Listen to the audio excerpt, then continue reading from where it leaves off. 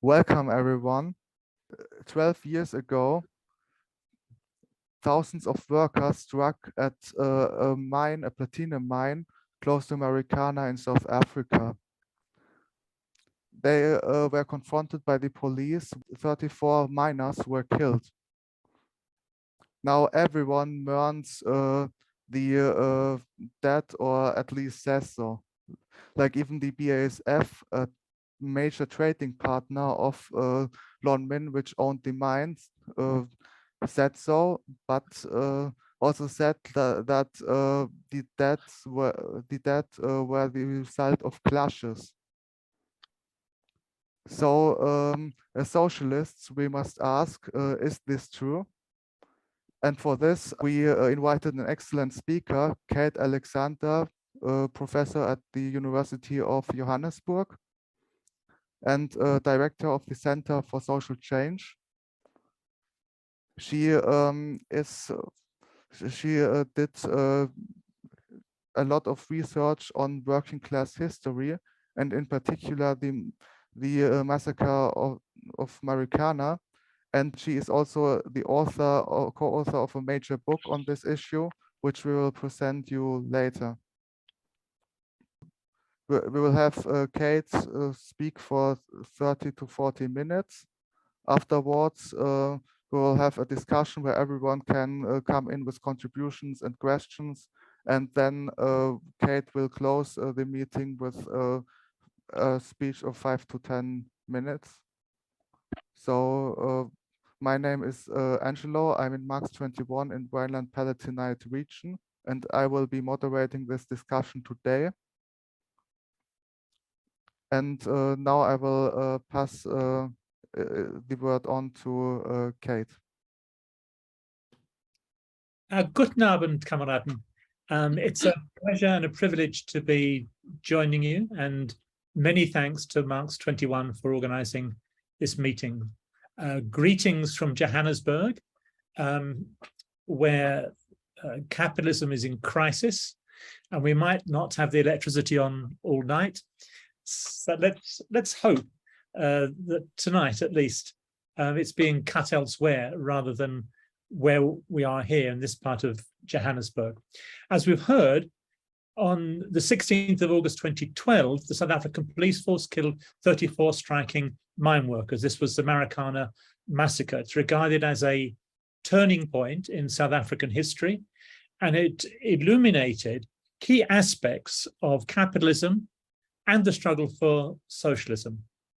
I want to, first of all, show you by means of a video clip what happened on the 16th of August, and then go backwards a little bit to explain some of the background and provide some explanation and offer some analysis for why things happened, and then move forward and consider the nature of this turning point and what it's meant for South African politics today. And then I'll end with a few comments on the general significance of Marikana. But let's start then with the video. It comes from a presentation to the Marikana Commission of Inquiry. It was prepared by the South African Human Rights Commission, and it provides footage of what happened in the 30 minutes leading up to the massacre, using footage from various sources. Let me just click it to start. It'll take a few seconds.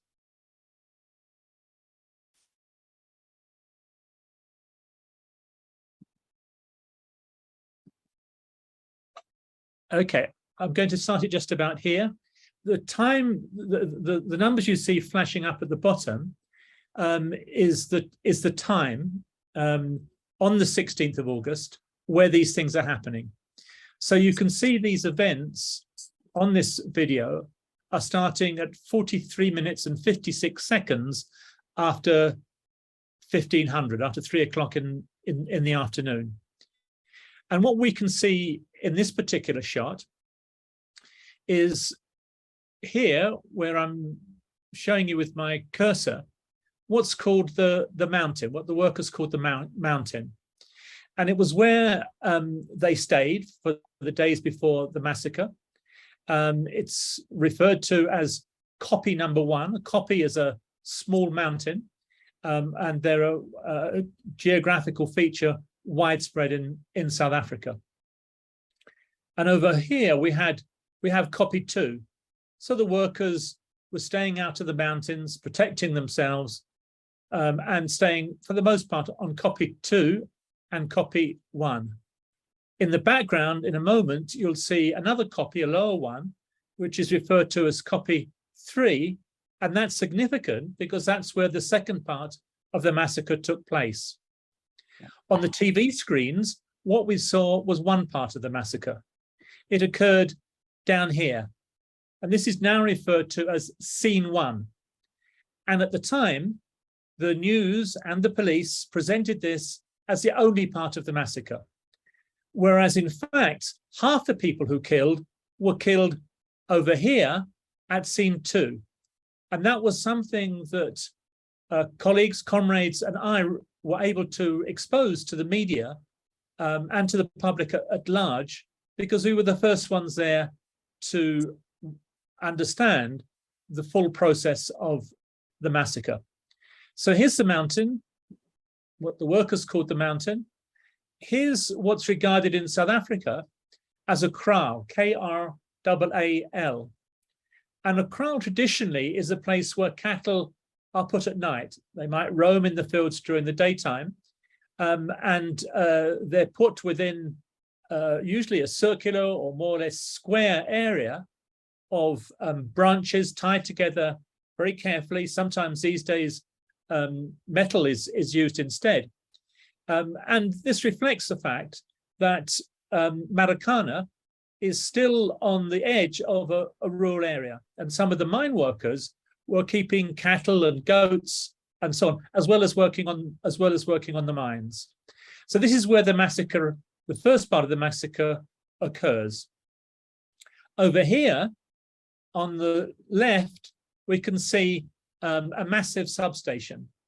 It's where the electricity comes in to run the mine, and that electricity goes over the head of people who live in Marikana, most of them living in an informal settlement, and who don't get any electricity whatsoever. Even today, they still don't get electricity that goes to the mine. And then in the front, all of these vehicles here are police vehicles. And they include, for instance, water cannon. They include all sorts of other police vehicles. And inside those police vehicles, you'll find people with all sorts of ammunition and guns and so on. So let this run forward, and I'll explain things as we go.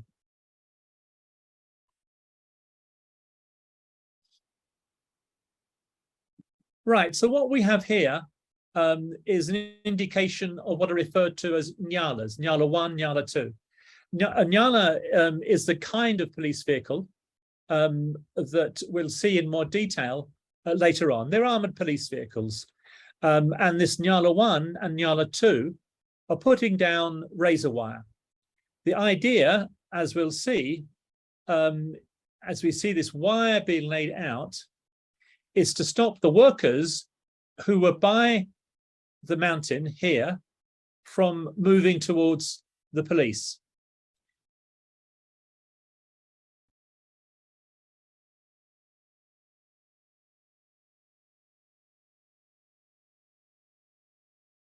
The significance of this heading is that workers, to start with, were able to move freely, and they did so in two different directions. In the first shot, they were moving towards Marikana, where many of them lived, and in the second shot, they moved towards the informal settlement known as Nkaneng, where others of them left. And you can see here that those who are going to Nkaneng in this direction are going right past this kraal, which is where the massacre occurred. Now, in this shot, you can see here a line of people, they're police. And these were the ones who were responsible for the killings, though they were hidden effectively from the workers. The workers at this point, because of the angles, wouldn't have been able to see them, or if perhaps one or two of them could do, they wouldn't have known what they were there for. And incidentally, these photographs are taken from the top of a mine shaft, from the mine gear, so they're showing what was happening on the ground some distance away, and at the moment we're looking in a westwards direction. So the west, if you like, is at the top of this screen.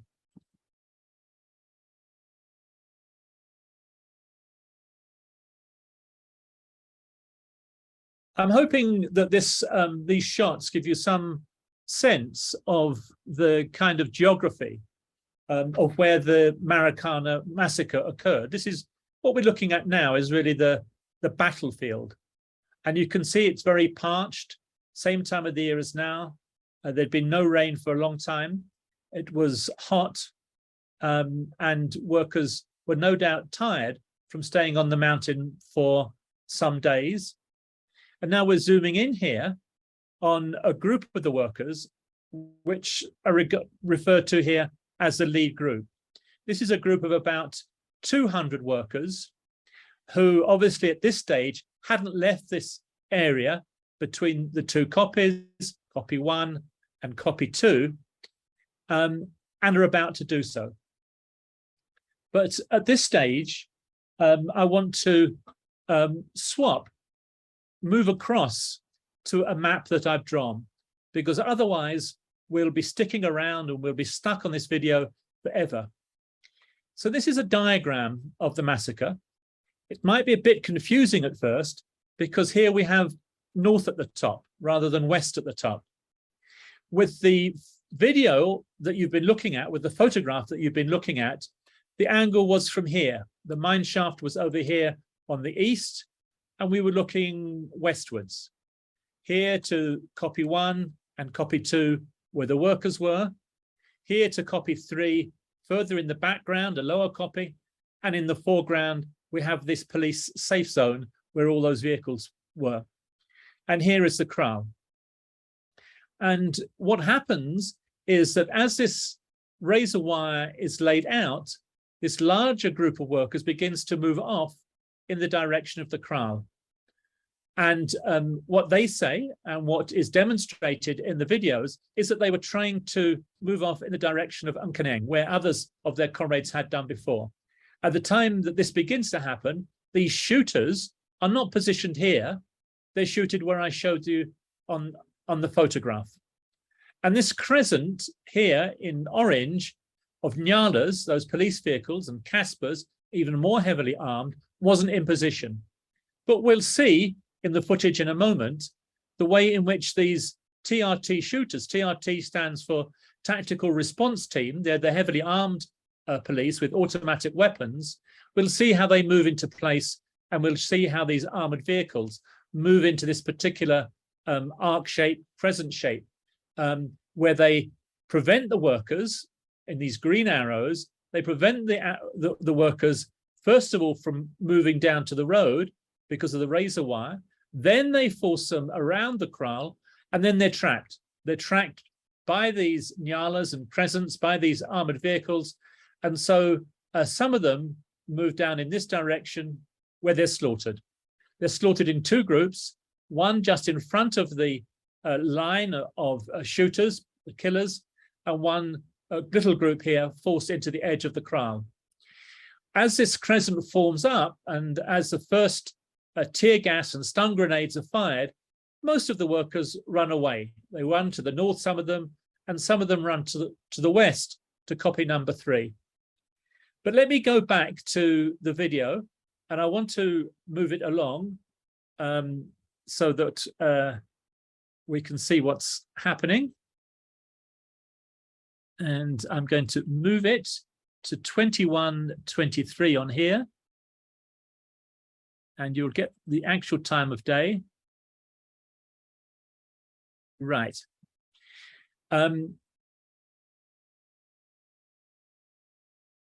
So what we see here is the large group of workers spread out now. But if you count them, as I have tried to do, there's actually about 200 of them. And they're going up towards the kraal here. And in the distance, you'll see where the line of shooters was positioned. So let's play it from here.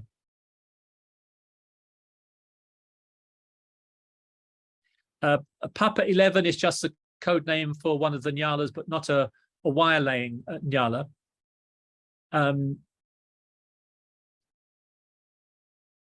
They've been blocked off, right.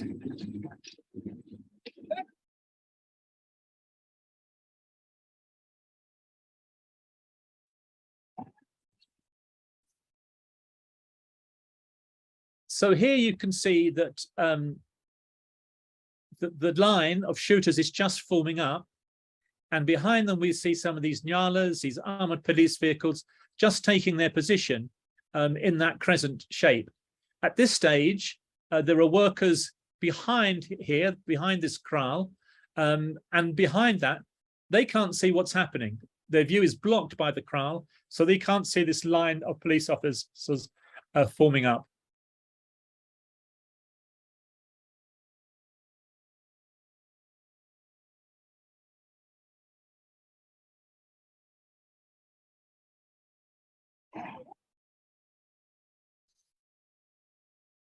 Gnocchi is the leader of the workers, and throughout the period that this has happened, he wore this green blanket and was known as the man in the green blanket.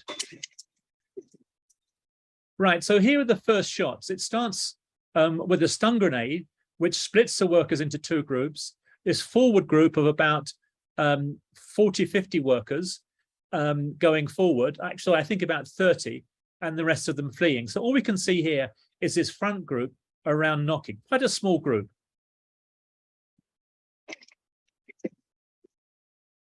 So they'd been firing stun grenades and tear gas, and as time moves on, they move towards bird shot, buckshot. In other words, quite heavy particles of lead being fired into the bodies of the workers. So by this stage, they were confused. There was lots of tear gas in the area, and there's lots of sound going off, and they're being forced through this funnel of the armored police vehicles. So you can see the way they're being shot at. They haven't done anything, but at this stage they've moved from walking rather slowly towards running away from the shots that are being fired at them from the view of this particular camera. But the line of police, the main line of police, haven't yet opened fire.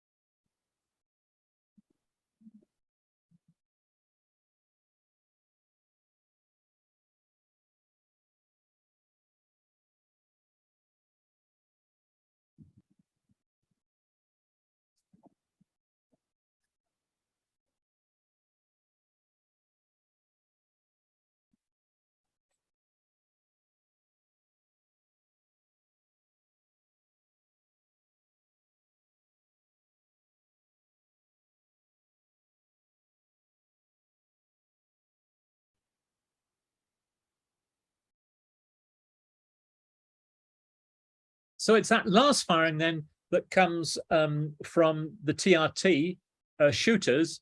It's they're using automatic weapons, and most of them are putting their guns onto automatic. The bullets break up when they enter somebody's body, so it's impossible to tell which bullet was fired by which police officer. But it was those bullets then that killed half of the people who were killed. 16 of them were mine workers, and one of them was a young boy taking food to his uncle. So that's scene one. That's the massacre, as many of you will have seen it on TV sets, but from a slightly different perspective.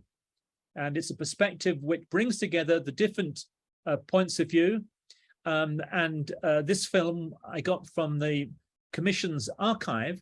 It hasn't been seen at all widely, unfortunately, because I think it shows very clearly what was happening in the course of the massacre. Now let's go back to this map. So here's where the massacre occurs. Here's where the group of workers split, with many of them heading in the direction of copy number 3. Now, the massacre occurred on a Thursday. I went there with comrades and students on the Saturday, and there was a massive meeting, a very unusual strike meeting, with many of the workers carrying spears and other traditional weapons. And this was reported in the media, in the Sunday press, and I was very dissatisfied with the coverage, which focused on how the massacre might affect the value of the rand, about politics, how it might affect politics, and there were no workers interviewed at all. There were no workers interviewed, and I was a bit concerned that I didn't know exactly what had happened. Where had all of the bodies fallen? Where were all of these 34 people killed? And so on the Monday, I went back with 2 comrades to try to work these things out. And we interviewed various workers. We started off at the mountain because we'd seen that on the television. And one of the comrades was very dogged in talking to workers, and they gradually pointed us towards this copy here, which we called the killing copy, because what we saw there was absolutely terrifying. We saw pools of blood. We saw the clothes of some of the workers. We saw letters painted in yellow, which we surmised correctly were where the bodies had fallen. And we quickly took photographs and reported on what had happened in Socialist Worker, the paper of the British section of the International Socialist Tendency. They were already operating an online paper, and from there word spread to other places. The significance of this was that until this point, the police and the media had only covered what had happened at scene 1. They were hiding what happened in scene 2. And we don't have footage of scene 2, but it was even more appalling. And that came out very clearly. The police accepted it at the Commission of Inquiry, but workers were trying to hide here. They were surrounded on all sides by police who simply moved in and slaughtered them. They were encircled, they couldn't get away, they couldn't run, and 17 of them were killed. So now let me explain as quickly as possible how this had come about. And I can see I'm going to have to speed up because of the amount of time it's taken to go through that footage. So the workers' lives were appalling, as they are for most mine workers. In this particular case, on the platinum mines, workers were at the time receiving something like, I think, 300 euros a month, less than that. And the conditions were terrible, very, very dangerous, very, very grueling. And they wanted to be remunerated for the kind of work that they were doing. They had been represented by a union called the National Union of Mine Workers, and they'd become disillusioned with that union and had left it, many of them, and some had joined a new union called the Association of Mine Workers and Construction Union. But still, at the time of the massacre, most were members of the National Union of Mine Workers. The workers together across the 2 unions at a rank and file level had formed their own committee on the 9th of August, Women's Day in South Africa, a public holiday, and they had decided to put forward a demand for pay with a committee which linked together the different shafts at the Lonmin. They're the owners, the Lonmin Marikana mine. And some of them, the people at the rock face, the rock drill operators, went on strike on the Friday and went to the offices of Lonmin. And Lonmin said, "We can't listen to you. You have to go to your union." And the next day, the workers marched to their union offices, the National Union of Mine Workers, the officially recognized union, and there they were shot at by leaders of their own union. The people at the front were members of that union, the National Union of Mine Workers, because of the particular shafts that they were coming from. And two people were thought to have been killed. They were badly shot. There was blood all over the place. And so the workers thought that two of their comrades had been killed. In fact, they hadn't been. But the workers were frightened, which is why they went to the mountain, so that they could hide there, so they could see what was happening. The next day, they went back to the offices. They were met by security guards, very few of them, against about 2,000 workers, by now armed with traditional weapons. And there was a confrontation where two of those security guards, workers, were killed, and later the Commissioner of Inquiry would condemn the management of the mine for exposing these two workers to this possibility of being killed. On the Sunday, the police had set up a command post, pushed into doing so by Cyril Ramaphosa, the biggest shareholder at Lonmin, director of Lonmin, and now president of South Africa, but we're going to come to that. And he had got on the phone to another leader of the African National Congress, the Minister of Police, and had pushed him and pushed him and pushed him to send large numbers of police into the area. And in the process of this development, he criticized another minister, Minister of Labour, for regarding this as a labour dispute, saying that no, this was a criminal act that was going on amongst the workers. And so it was this criminal act that justified large numbers of police going into the area and eventually using brute force to break the strike. On the 14th of August, there was a meeting between the owners of Lonmin, or their top representatives, their top management, and the senior police in the province. And we've got the minutes for that meeting, and we can see through those minutes the way in which the police and the management were collaborating very closely. They knew each other very well. These big mines in South Africa are like mini states. They run all sorts of activities in the area, and the two groups would refer to each other as we. Thank you, we must, let's do this, and so forth. So it shows the close collaboration between the state and capital in this particular locality. The next day, the police high command met, the National Police Forum, and they decided that they were going to put an end to the strike using what they called the tactical option. The tactical option means, in practice, the use of guns to kill workers if it became necessary. And they expected that it would become necessary. And indeed, the Commission of Inquiry determined that the decision to use fatal force was taken not on the field on the day of action when the police thought it was necessary, but the day before. It was prepared the day before by the police high command. But the police high command were in contact with the Minister of Police, the African National Congress, and he knew what was happening. So he was well informed of the way in which the police were going to handle the situation. And then we've seen what happens the next day on the 16th.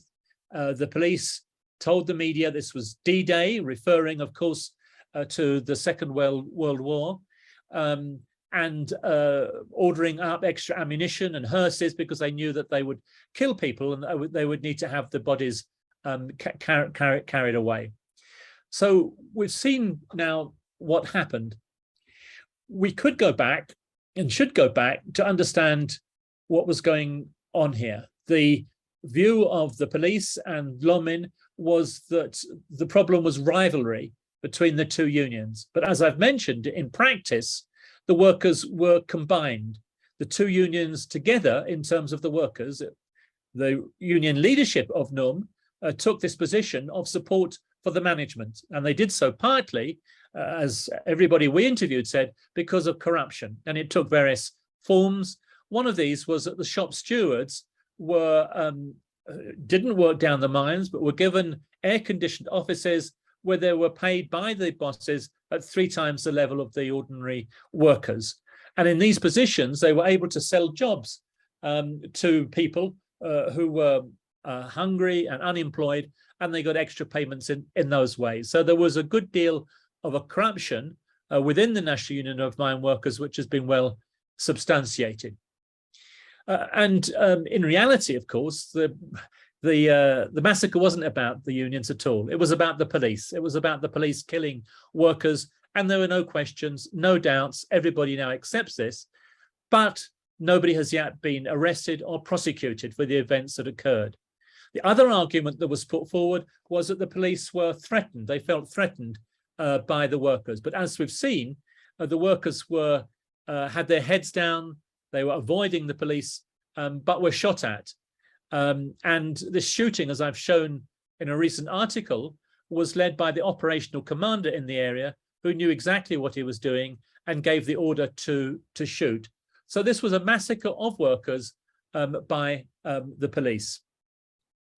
What happened immediately after was amazing.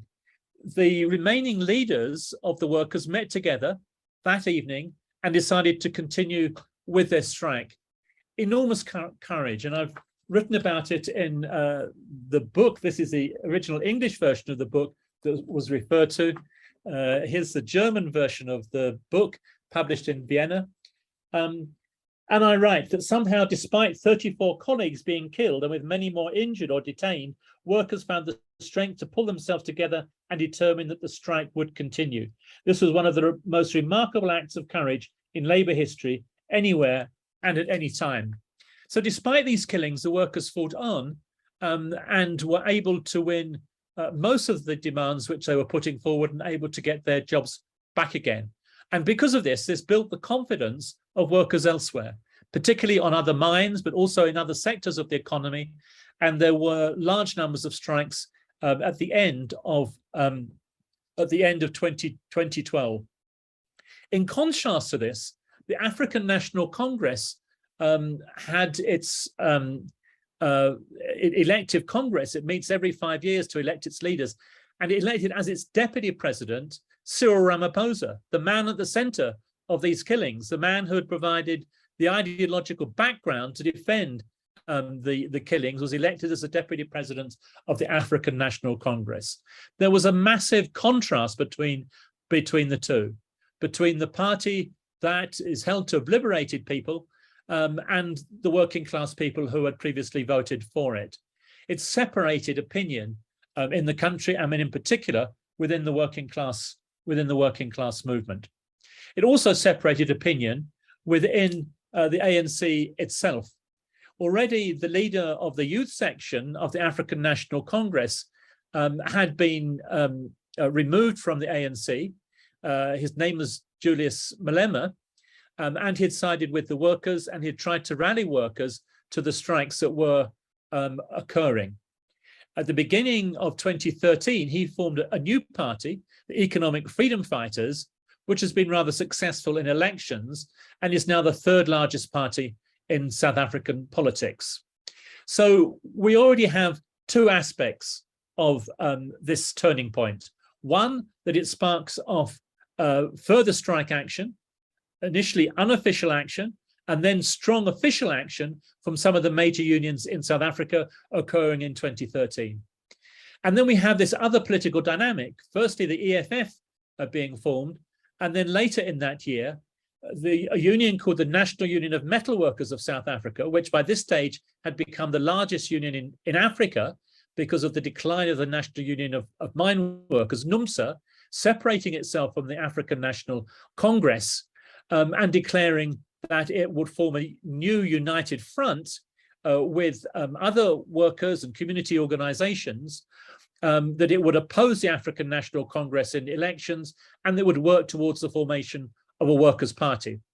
This workers' party was eventually founded. It was called the Socialist Revolutionary Workers' Party, and it was a disaster. It was ill-conceived, it was formed at a very late stage, and it was ultra-left. It was against working with others, it was sectarian, and of great disappointment to the working class generally. And it's undermined, in my view, the possibilities for the left in the immediate future.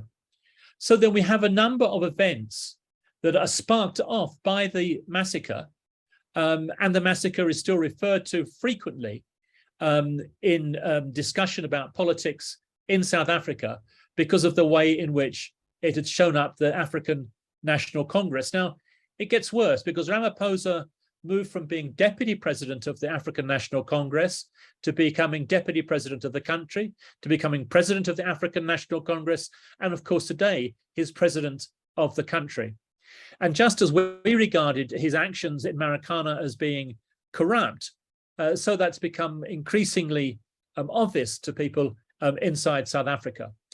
So we now have a very interesting situation, political situation in South Africa, where it's not clear what will happen in the future. So far, since 1994, the African National Congress has won elections very easily, but that is likely to change in the future. So what's the broader significance of this? The first is that we shouldn't assume that democratic societies are always pleasant. If necessary, capitalism will work with the state to repress working class action. Of course, that has happened in German history as well, but not for a long time. We'd have to go back to the 2020s, to the 1920s, for that to see that occurring on a large scale. But it happens certainly in other countries. So we shouldn't have illusions that capitalism is just about votes in elections. It's also about naked force being used to repress workers when necessary. The second thing is that capitalism is international. Lonmin was a company formed in Britain with shareholders elsewhere, and as we've heard already, it worked very closely through its marketing with companies in Germany and elsewhere around the world. Lonmin was forced to sell off the company and eventually disappeared, and it sold off to what's formerly a South African company, Sibanye-Stillwater, but which has major shareholdings around the world. So it's not just that this is capitalism working with the state in South Africa to repress workers, it's part of an international system of production that's involved in fighting against workers to increase profits. But then we have to look at the other side of it. We have this amazing response from workers, which sparked off solidarity around the world, including in Germany, including in Austria. Not by any means an upsurge in workers' struggle, or certainly not revolution, but certainly an indication of the way in which big struggles have a ripple effect in stirring up activism in other countries and in beginning to create a new kind of political understanding in other countries as well. So that's another aspect then of this, another aspect of the way in which Marikana has illuminated important aspects of the world in which we live. I think it also shows that on occasions individuals matter. The way in which this massacre was exposed was to some degree about the international socialist tendency, people exposing what happened on the day, people making incredibly popular films which were shown all over the world, lawyers providing advice to workers in Marikana. And I don't think any of this would have really happened if it hadn't been for the politics of those people. So the politics of the individuals matters as well. It matters every day in the work that is conducted by socialists in their workplaces, on the streets, the way in which they argue for unity of the working class, opposing climate change, and so forth. And the final point then that I want to make is that all of this requires the development of stronger socialist organization. Stronger socialist organization creates greater opportunities for unity of the working class, greater opportunities for linkages to be developed between workers in one country and workers in another country, and greater chances for us to demonstrate the iniquities of capitalism and the way in which capitalism works together with the state to repress the working class. That, for me, is the real significance of the Marikana Massacre. Thank you very much. Dankeschön.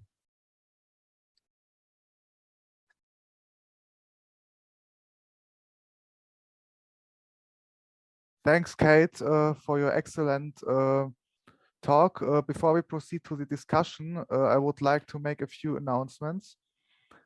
This meeting is organized by Marx 21 in Rhineland-Palatinate region. You can follow us for further events on Facebook, on Instagram, on Twitter.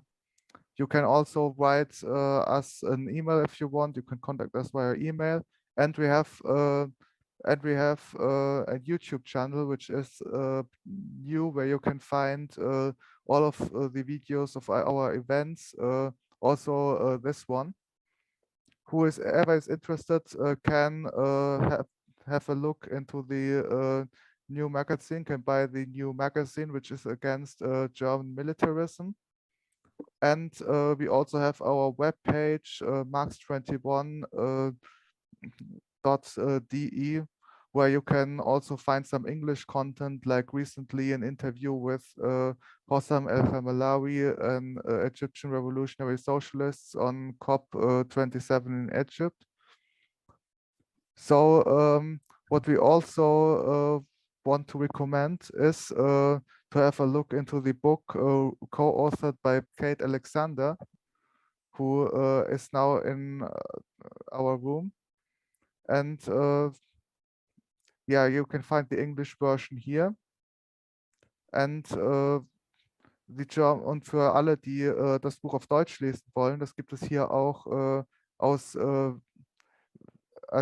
Wien, gibt es hier auch eine Übersetzung. Das Massaker von Marikana, Widerstand und Unterdrückung von ArbeiterInnen in Südafrika.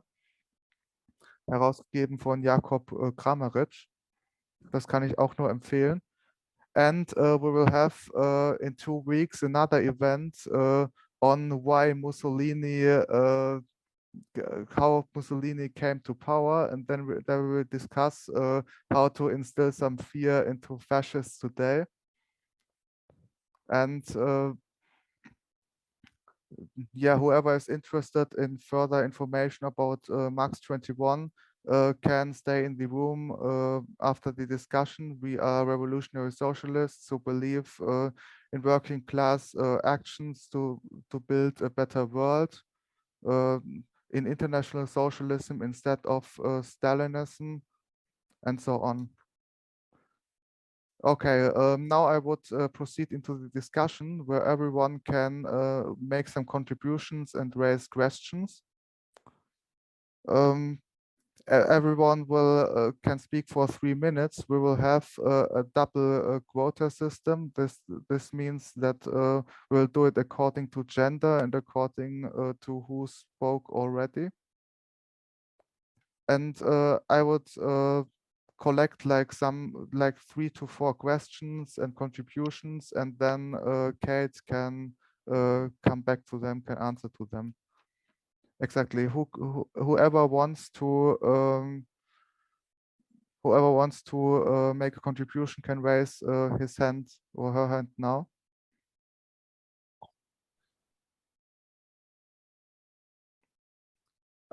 Okay, then Dave, it's your turn. Yeah, it was a really wonderful talk, and you feel almost as if you were there on this tragic day. It's really very moving. I have a question. You were talking about the importance of socialist organization. How do you actually do it on a day-to-day basis? I mean, I know it's not exactly the topic today, but do you have a newspaper? What kind of newspaper do you have? How do you sell it? And how is the newspaper used as a tool to make new comrades, to get to know new people and to involve them, and so on and so forth? If you could say something about that. Okay. Thanks, David. Whoever wants to make a contribution can raise. Okay, Ewald. Ja, bin ich zu hören? Ja. Könnt ihr mich hören? Ja, man hört dich. Okay. Ja, also ich wollte auch vielen Dank für diesen sehr bewegenden Vortrag. Ich kann jetzt nicht Englisch sprechen. Vielleicht kann es jemand später übersetzen, zumindest Grundpunkte. 2 Punkte wollte ich sagen. Das eine ist, wollte auch fragen, wie es mit Entschädigungszahlungen ausgeht für die Marikaner, also für die Opfer in Südafrika selbst, also dort in Marikana selbst. Ich habe immer noch diese Frage, ob da überhaupt irgendetwas sich seitdem getan hat. Ich habe gehört, dass es eine Schulausbildung der Kinder gibt, die von Lonmin, von dieser Firma übernommen wurde. Allerdings gab es ja jetzt mittlerweile eine Übernahme durch Sibanye-Stillwater und die auch ja wo es auch in London, also international, auch Anteile gibt, auch in London, in England. Das ist die eine Frage, also ob da überhaupt irgendwie etwas passiert ist. Wenn es nicht der Fall wäre, wie weit es da Bestrebungen gibt, den Druck hier zu erhöhen, auch auf diese Firma, die das übernommen hat, beziehungsweise auch auf die BASF, also als eine der Firmen, die riesige Profite machen. Das wollte ich mal fragen. Ich weiß, dass es hier in Deutschland, auch in Ludwigshafen, wo ich wohne, Aktionen gab, auch vor der BASF und auch eben auch in der Hauptversammlung. Und es ist halt so, dass die IG Chemie sich nicht sehr viel bewegt oder gar nicht bewegt. Hier sieht man Bilder von im Wesentlichen Menschen, die von ATTAC aktiv sind, also bei ATTAC aktiv sind, die eben auch hier fordern, die Dividendenzahlungen für die Aktionäre zu kürzen und die Opfer von dem Massaker in Marikana zu entschädigen. Und das gibt noch, vielleicht sage ich das nachher noch, hier ein Gesetz, das unter anderem wahrscheinlich als Ergebnis von den internationalen Protesten wegen diesem Massaker, das sogenannte Lieferkettengesetz, aber was also löchriger ist als ein Schweizer Käse, also sehr viele Hintertüren für multinationale Firmen, sich, wenn solche Massaker passieren, nicht in Verantwortung gezwungen werden zu können. Von daher aber es ist wichtig, dass alle Proteste immer wieder irgendwie eine Wirkung haben, nur müssen sie, glaube ich, noch mehr auch in Deutschland ausgeweitet werden. Soweit mal so gut oder so schlecht, je nachdem. Danke. Okay, whoever wants to make a contribution can raise the hand application, and yeah, after one minute, when 1 minute is left, I will tap on the desk so everyone can hear that it's 1 minute left.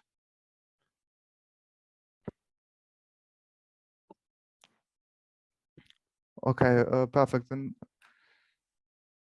Then I would say that Kate can respond to the contributions. Thanks very much, Chair.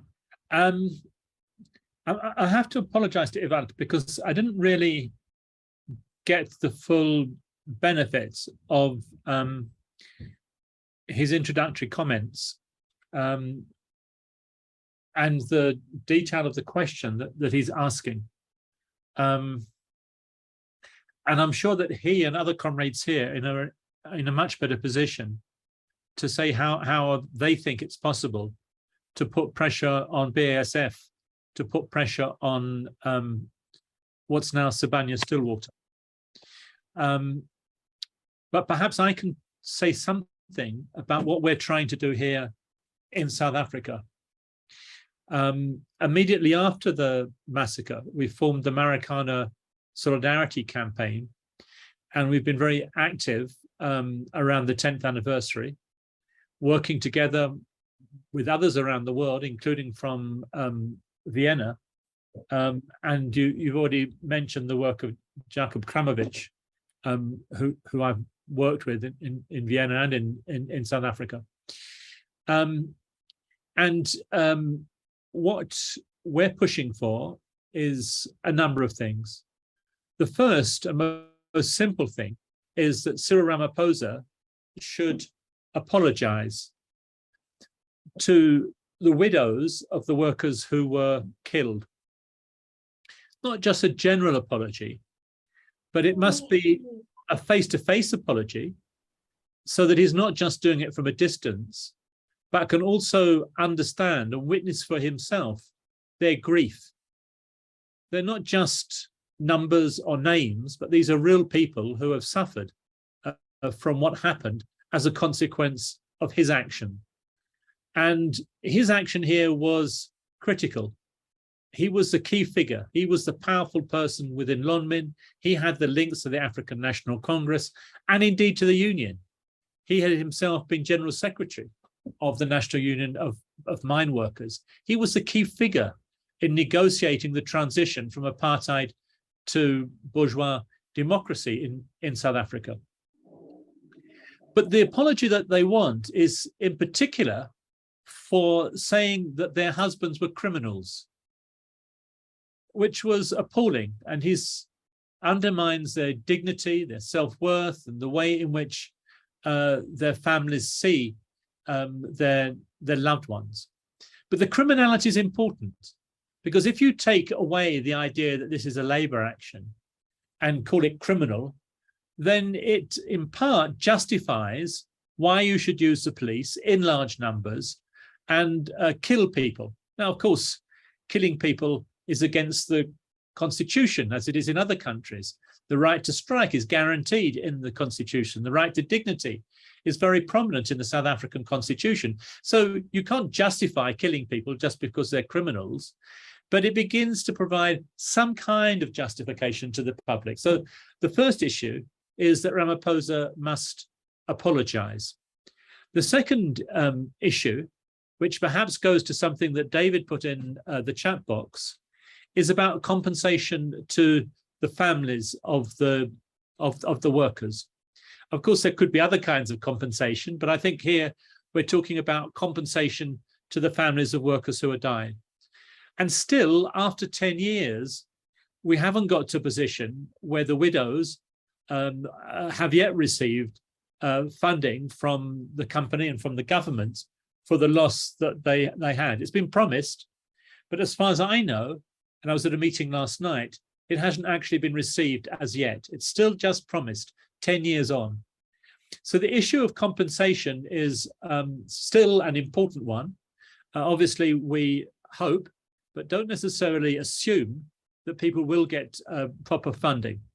One of the things that's happened and is being raised now is that the employer allowed the families of the deceased and the badly injured to provide a member of their family who would be employed by the company. Now, this is standard politics, the standard position on the mines where people are often badly injured, that somebody can be replaced by a family member. But what this has meant in practice is that the widows, or usually another female member of the family, goes to work on the mine, and it means that their home in the rural area is left untended. The fields go to seed, the houses fall into rack and ruin, and now they want to have the opportunity to return to their own rural areas where they can survive in slightly better conditions than the horrible, dangerous and arduous ones that exist underground. The third thing, and I think in some ways it's the most critical thing now, and perhaps the one that we can push on internationally, is that nobody yet has been arrested for these killings. It is accepted by the police, by the Commission of Inquiry, by everybody now, that the 34 people who were slain were killed by the police.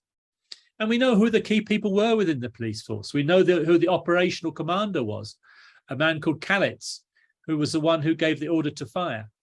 We know who the provincial commissioner was, who was responsible for what happened overall in Marikana. We know who the national commissioner of the police was, who agreed to the killings. So we know who was responsible for this, but none of them as yet have been arrested. And it may be that there's a human rights issue here that could be raised in Germany, that this is a massacre. It's against international rights established by the United Nations and accepted by almost every country, and that there should be a prosecution of people responsible for this massacre. The fourth thing that we're pushing for is for there to be a national heritage site at Marikana, which still hasn't occurred yet. The company want to set up a theme park. Can you imagine it? This is a place where people were massacred, and they want to have a theme park with lots of water and slides and all sorts of things. And what the families want, the lawyers and ourselves want, is to make sure that there's a proper ringed off area around the battle site so that people can understand what happened to it. So those are some of the issues that we're arguing for at the moment. I don't know if there's anything there that can be taken up in Germany. Let me go then to the question that David raised. It's tough for us, as I'm sure it is tough in Germany, building organization. In the past, the South African section of the International Socialist Tendency has been very active in producing a newspaper. And in fact, the newspaper has, for most of its history, been called Keep Left. Occasional issues now appear, but as you'll appreciate, it's been very difficult to distribute newspapers during the period of COVID. And we've found in any case that it's become more effective to develop, to promote the ideas of the organization in the same way in which we're doing this evening. And indeed, at this very moment, there's a meeting of Keep Left organizing things and preparing for a public meeting, which will be held both in person and also online. And recently there have been a number of very successful meetings. I think the one that's being discussed tonight is going to be about artisan miners, sometimes referred to or sometimes regarded as illegal miners in South Africa. And this is a major issue which relates to the discussion tonight, because often the mines have become less profitable than they were previously, and they're withdrawn from some of the mining areas underground, which were less profitable. At the same time, they've reduced their workforce, and some of the former mine workers, often from neighboring countries, are mining underground, often deep underground, often going underground for periods of 3, 4, 5, 6 months, being serviced by people who work their way down, sometimes 2, 3 kilometers. Actually, the deep hid mines in South Africa are now deeper than 5 kilometers underground.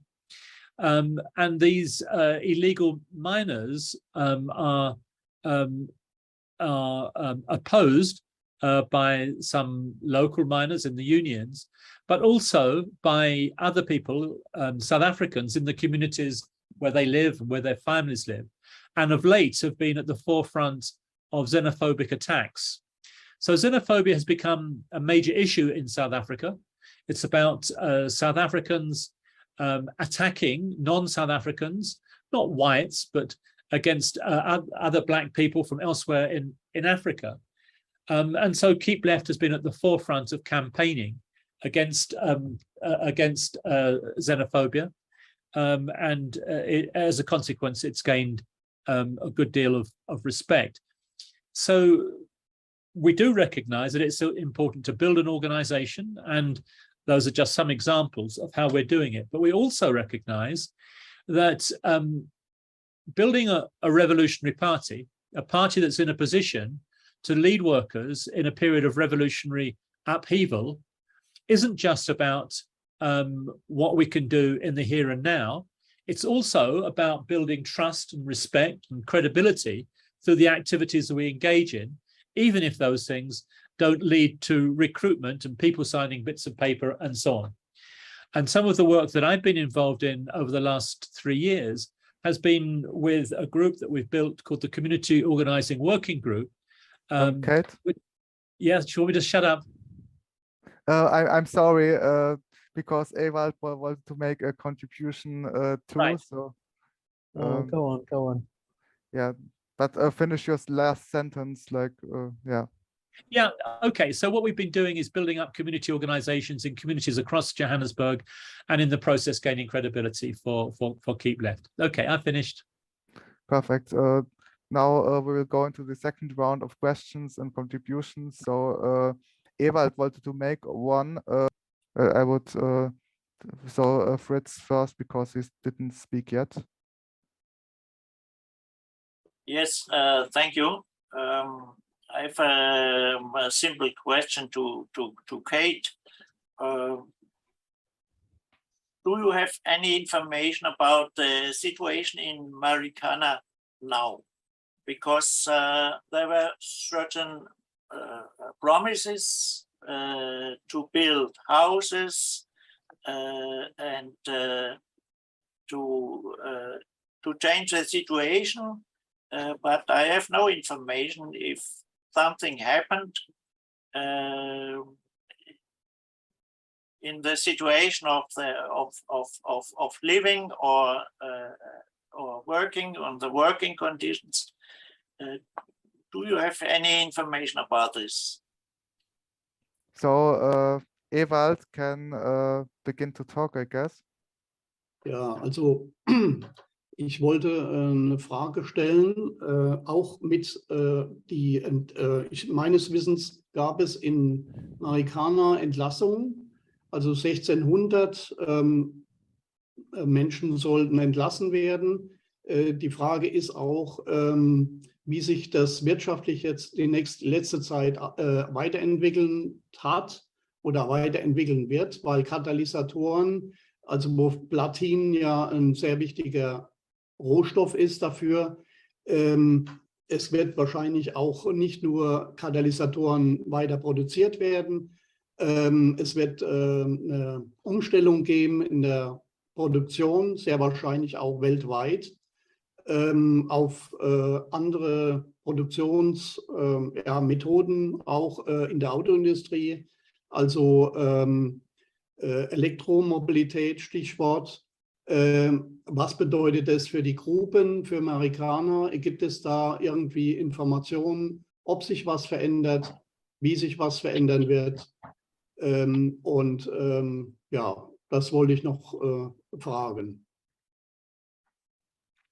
Okay, thanks, Yeah. Ewald. Is there anyone who wants to make a contribution too? Just raise your hand with the device. Okay, David again. Yeah, you mentioned that women were also working in the mines. Can you say something about the role of women? I'm a bit surprised. I thought it was just only men going down. Okay, thanks. If there's no one who wants to make any further contribution, it's Kate's round turn.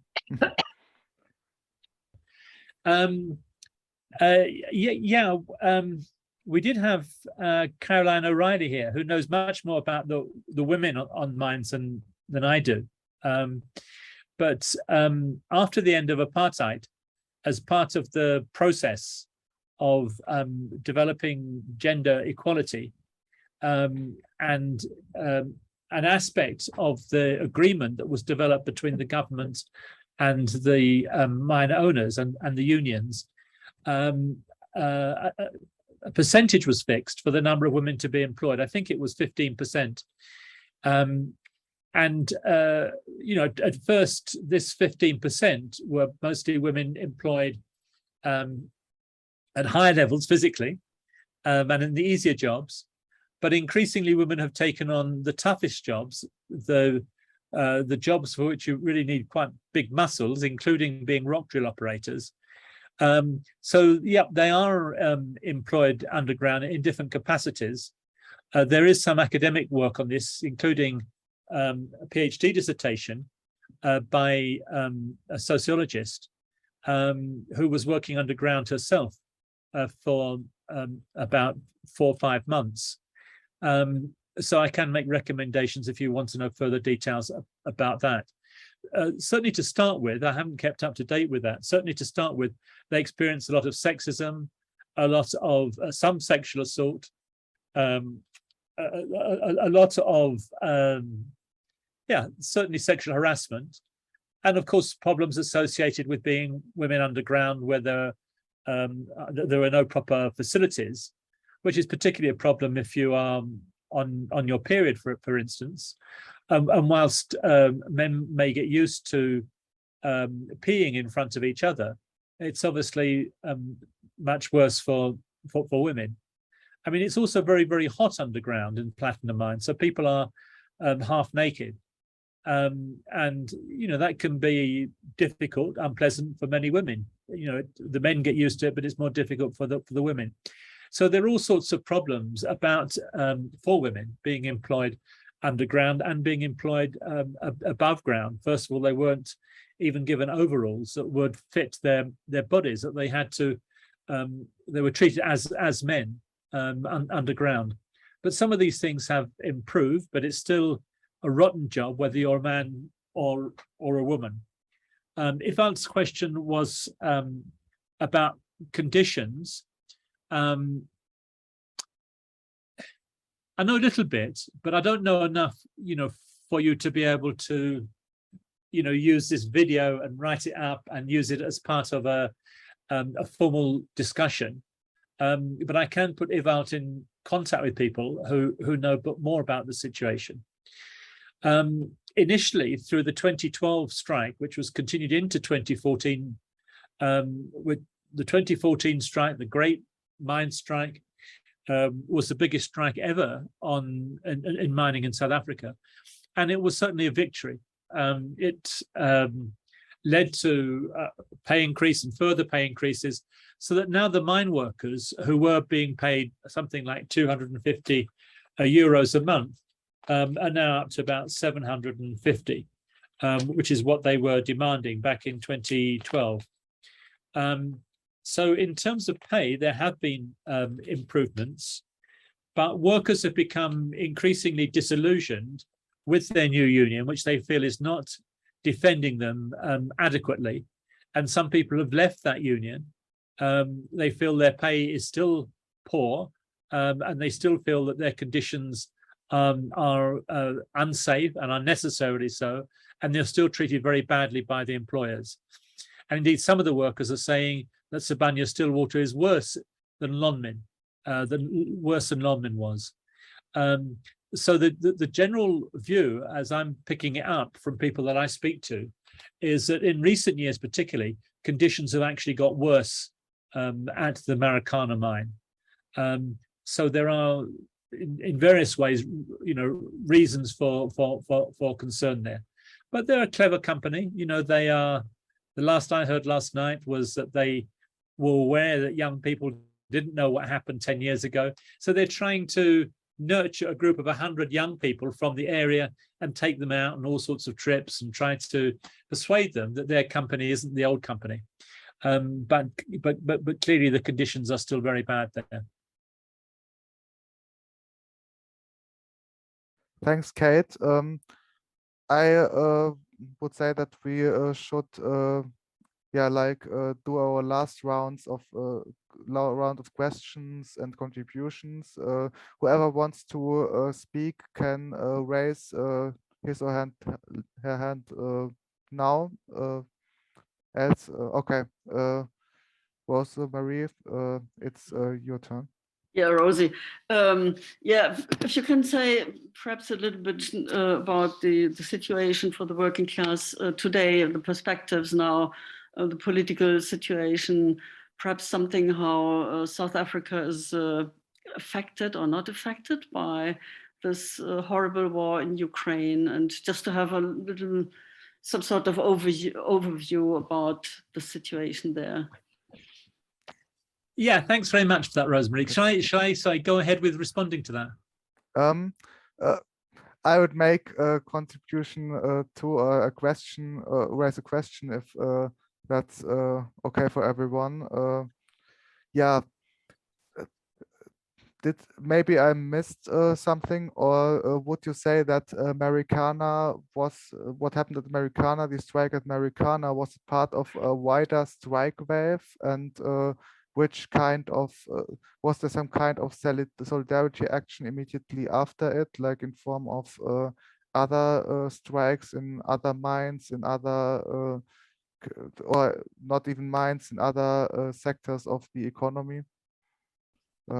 Exactly.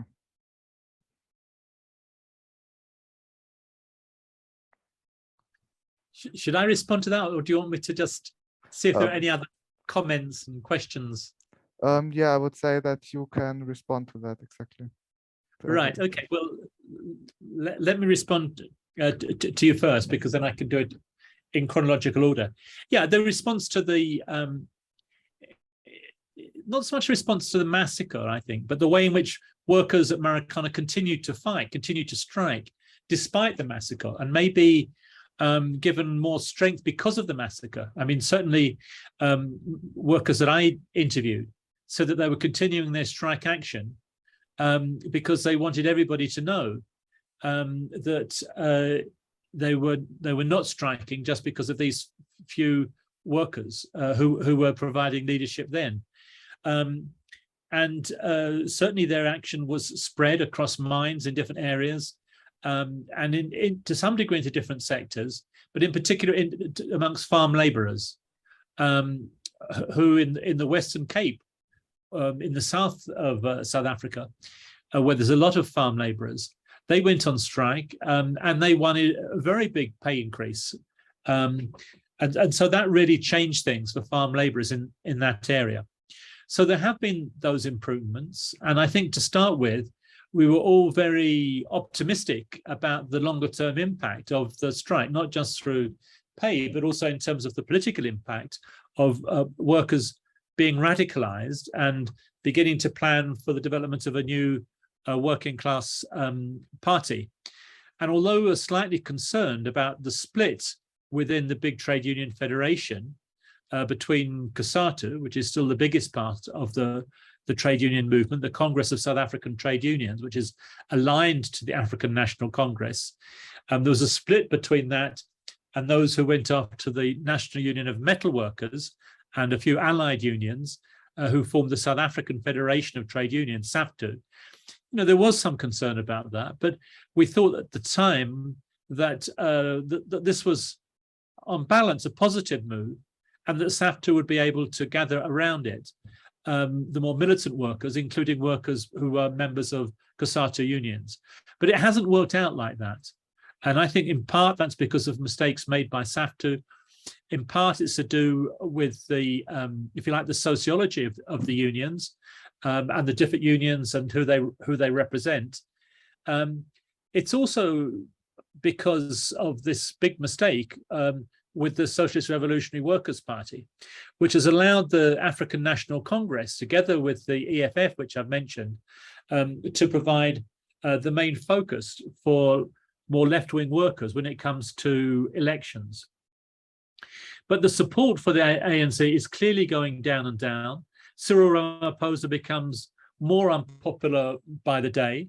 One of his key lieutenants, a man called Gwedi Mantashe, who was also, incidentally, the General Secretary of the National Union of Mine Workers at one stage, spoke at the conference of COSATU, that's the ANC-aligned federation, went to speak there yesterday and was prevented from doing so by rank and file members of COSATU around various issues, but including the pay of public sector workers.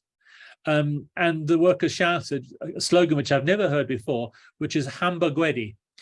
And Hamba Gatli is something that you would say to people when they go, bye-bye, auf Wiedersehen.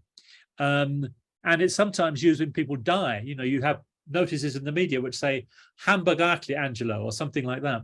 So saying Hamburgatli Guedi was not just saying goodbye, but it has this resonance of saying you're finished. And so he was prevented from speaking. I'm sure if the president had been there, it would have been an even louder denunciation of him. So there is a new division growing up between workers and the government in particular. But the government is understood to be working with capitalism in South Africa. At the meeting yesterday, the leader of SAFTU, the left-wing federation, who was the leader of COSATU until the split occurred, he was given rights to speak whenever he wants to in the conference. So it looks as if the growing crisis that we have in South Africa around enormous range of issues is now creating a situation where workers can come together again. So, you know, certainly for myself, I'm more optimistic than I have been over the period of the last 5 years or so. In terms of Ukraine, the position of many of the worker activists is one of supporting more or less the Russians in Ukraine. And I think a lot of this is to do with the continuing influence of Stalinism in South Africa. And that operates in a number of different ways. Some of it is through the South African Communist Party, which is part of the African National Congress, and after Marikana refused to condemn the police. And they still have a kind of pro-Russian attitude, as well as an anti-imperialist one. So for that reason, they tend to identify with the Russians. And then you have this kind of ultra-left Stalinism, the Socialist Revolutionary Workers' Party and others, whose argument is, okay, Russia, we know, is not communist, but there's still a communist party in control in China. And the attack on Russia is not just on Russia, it's an attack on China as well. So there's this kind of conspiracy theory that's developed and leads to a pro-Russian stance amongst a lot of kind of, let me say, mainstream worker activists. On the left, the position is, I'm sure, one similar to that you've adopted, which I take it to be one of opposing the Russian invasion of Ukraine, supporting Ukrainian people in resisting the takeover of their country, but also opposed to the way in which the West is mobilizing against Russia to expand its influence internationally. So it is a position of saying that we don't support the West, but we don't support Russia either. I don't think personally that's the same as saying we're neutral, which is the official position of the South African government, including the President Cyril Ramaphosa. I don't regard myself as a neutral. I regard myself as somebody who is fighting against both NATO and against the Russian occupation, and instead fighting for socialism, and therefore involved in providing whatever solidarity I can with comrades in Russia and in Ukraine. Now, I don't have personal contact with anybody in Russia, but I do have contact with some activists in Ukraine, and I do my best to maintain contact with them and provide tiny little bits of solidarity. Now, that's my view, that it would be very interesting to hear from comrades in this meeting whether it's a view that they would share. All right. If anyone wants to share something on this topic, feel free to do it now. Like raise your hands with the icon, please. Exactly. Thanks for the question, Anne-Marie. I don't know if I respond. Maybe you've got a further response. Exactly. So, David, and who else want to raise a hand? Okay, then David first. Yeah, I think that is an important question. I mean, there's going to be a big demonstration here in Frankfurt, but in many cities on the 22nd of October. against all the cuts. I mean, many people, in fact, millions of people will not be able to pay their gas bills by the end of the year. This is really affecting millions. And one of the demands is that nobody be thrown out of their house because they can't pay their rent or their bills, or have their electricity cut, because at the moment there is no law preventing companies from cutting your electricity if you don't pay the bill. So I think there's a big movement developing, and tomorrow morning and the day after there's going to be a strike at our university hospital here in Frankfurt. There have been, this is I think the third one, about 300 or 400 people will be taking part. I hope it's going to be more tomorrow. But I think there's a big problem that in the trade unions, and is that they say we don't want to pay for your crisis, which is a good thing to say that, but at the same time they're treating the crisis as if it's come from heaven or something. They just say the crisis, and the Nazis, they're using, unfortunately, arguments which are partly correct. They're saying, well, you know, why buy gas from the USA, which is 3 times more expensive, and not continue to buy gas from Russia, and so on and so forth. And the trade unions are just refusing to talk politics in any way. Okay, thanks, David. Next contribution will come from Phil, and then I will. Then everyone who wants to make a contribution can still raise his or her hand while Phil is talking. And after that, Kate will do her final contribution, and afterwards we can still meet as an informal round. Yeah, following the question, I actually am in touch with Russian socialists. I'm in the process of getting together an interview with Russians in Berlin and in Russia. Hopefully we'll publish soon. And something interesting is happening. That for weeks, for months, we'd had difficult discussions, because on the one hand they were asking for support. They were in a tiny minority trying to oppose Putin under fear of being locked up, that most of the internet strategy of the Russian opposition was being run from Berlin and not Moscow because of the serious repression. And now suddenly you have, with the introduction of conscriptions, you have serious opposition to Putin, which is not being led by NATO, but it's being led by Russians themselves. And it's changed the character of that. I mean, there's still all the problems about the war and NATO's involvement, but for the first time I felt able to put forward concrete arguments as to what we can do to stop the war, other than calling on NATO banners. And there's a little bit of a spring in the step in the Russians. It's impossible to get to talk to them, of course, because they're too busy doing things.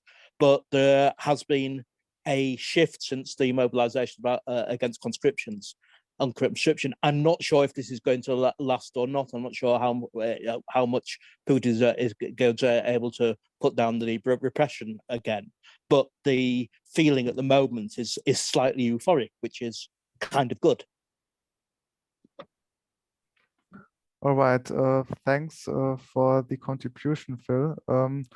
So Kate can now make her closing remarks and end the meeting by them. Yeah. Okay, well, congratulations, Phil, that you're doing that. It's great to see you're continuing with international solidarity wherever you are in the world. Yeah, I mean, look, this is a world crisis, and things are similar in South Africa. We, of course, think things are worse in South Africa than anywhere else. This is one of the weak links in the chain of capitalism. But I don't want to compete with you, in terms of how things, whether things are worse here than elsewhere, whether our trade union bureaucracy is worse here than elsewhere. But I mean, there were new figures out yesterday, yesterday, for the number of people in employment, and the numbers have gone down. And this means that the real level of unemployment will now be up to, I should think, when we get the latest ones, probably 50%. So this means people who are either unemployed according to the usual official measurements, or are no longer looking for jobs because they know there's no jobs to look for. So something like 50%. And I'm not sure that there's anywhere else in the world where the figures are as high as that. Maybe there are in certain war-torn areas or Zimbabwe or something like that, but it's incredibly high. And you just see it all the time now. You know, the gap that there is between people who are a minority of people are really very wealthy in South Africa. This is a upper middle income country, and the vast majority of people who are really suffering, you know, people who are not employed, most of them don't get any other money. There is a small amount that's supposedly set aside of 350 Rand, which is, I don't know quite what that is, but you know, something like 20 euros a month that you're supposed to live on. So the conditions are very bad. I mean, the level of crime is appalling, and the government can't really cope with it. It's not putting enough resources into very basic things so that people are able to steal the railway lines. They steal the railway lines and the stations, so the railway network has fallen apart. People are stealing cables, so that makes the electricity crisis even worse. Even in my own road, you can see people putting up ladders and they just steal cables for telephone wires and those kind of things. The big problem is electricity. It's a long-standing problem, which goes back to lack of investment, even under apartheid, but certainly under the ANC, who have wanted to give people the possibility of having electricity, but then cutting it off because there's not enough capacity for generation. And now we've got added problems of corruption, high-level corruption, people paying for coal at much higher rates than is necessary, lower level of corruption, that you can't get the parts that are needed unless you provide the money for the parts. The people who provide the coal putting loads of rocks into the coal that go to the power stations because they can send the good coal overseas because of the way in which coal prices have gone up because of the crisis which we've discussed.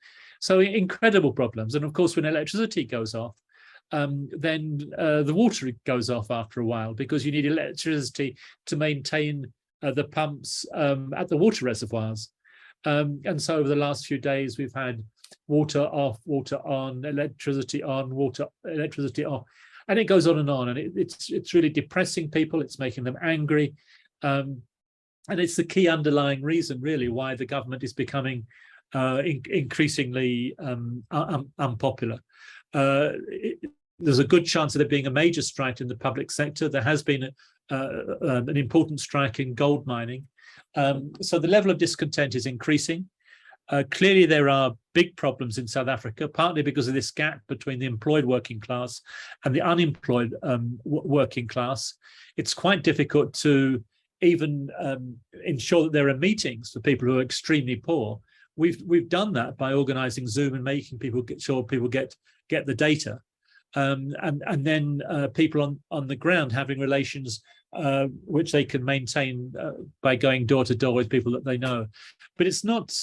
You know, it's tough, but people are fighting in South Africa, and it's great that we can establish these kind of links, and that I can report on these kind of links to comrades and say, look, we're part of an international tendency. We're developing our relations with people in Germany and in Russia and Ukraine and in Britain and elsewhere around the world, because that's one of the ways in which we can demonstrate the value of being an organized socialist in South Africa. We might not be a massive party that can win votes in elections, though I don't think that's going to do anybody any good, really, because the elections don't really change anything. The important thing is our capacity to mobilize effectively and to have the ideas which can begin to change the world, and the ability to expose what happens in places like Marikana and demonstrate the way in which we need to organize our unity, not just locally, but internationally.